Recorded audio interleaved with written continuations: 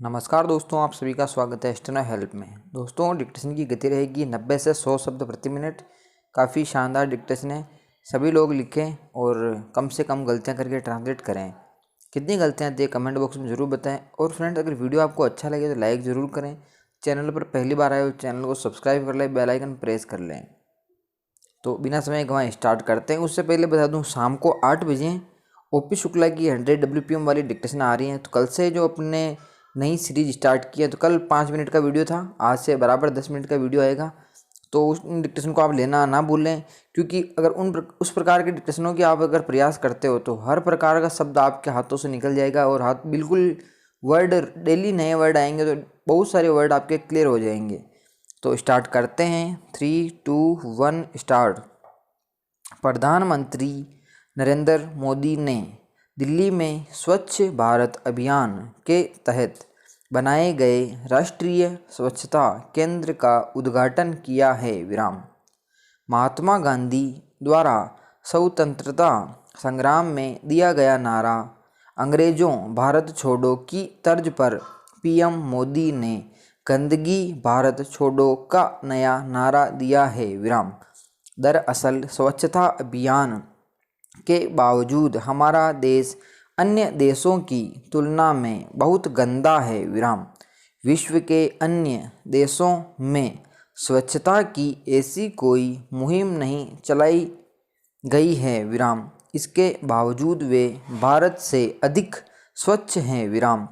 विदेशों में न तो कभी भारतीय सड़कों की तरह कोई झाड़ू लगाता दिखाई देता है और न ही वहाँ की महत्वपूर्ण हस्तियाँ हाथ में झाड़ू लिए स्वच्छता अभियान का प्रसार करती दिखती है। फिर भी उनके साफ रहने के पीछे रहस्य क्या है? पैरा।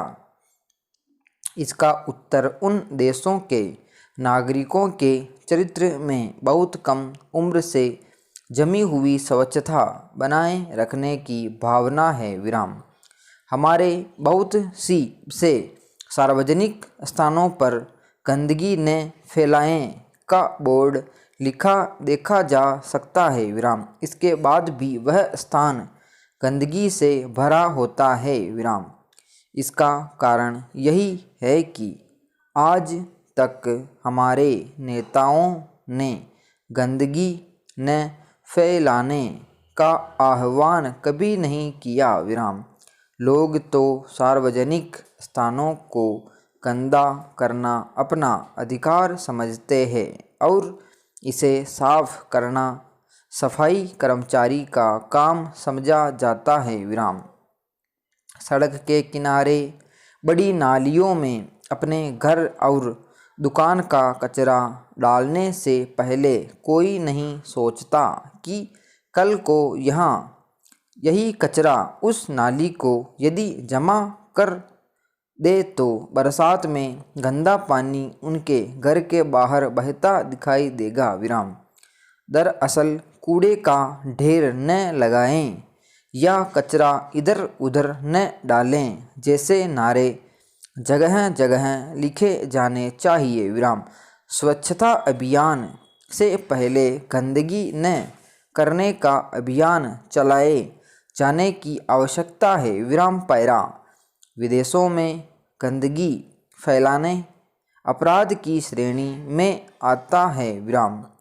इस पर दंड भी दिया जाता है।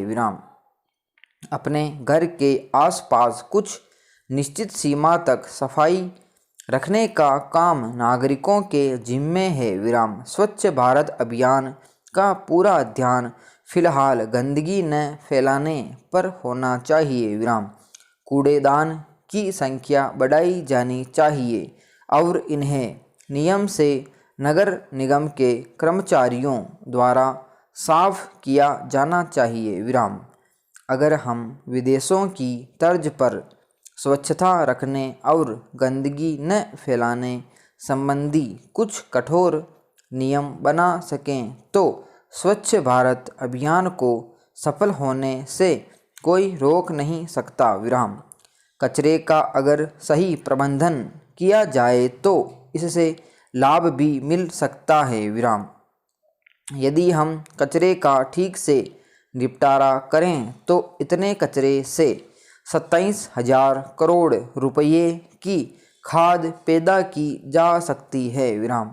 45 लाख एकड़ बंजर जमीन को उपजाऊ खेती में बदला जा सकता है। 50 लाख टन अतिरिक्त अनाज पैदा करने की क्षमता हासिल की जा सकती है। और 2 लाख सिलेंडरों के लिए अतिरिक्त गैस हासिल की जा सकती है। पैरा। हर युग में ऐसे महापुरुष हुए हैं जिन्होंने मर्यादा के पथ पर चलकर हमें ईश्वरीय पद प्राप्त करने का संदेश दिया है। भगवान विष्णु के अवतार श्री कृष्ण भी ऐसी ही एक विभूति है। उनके जन्म से लेकर महाप्रयाण तक का जीवन चमत्कारों से भरा है।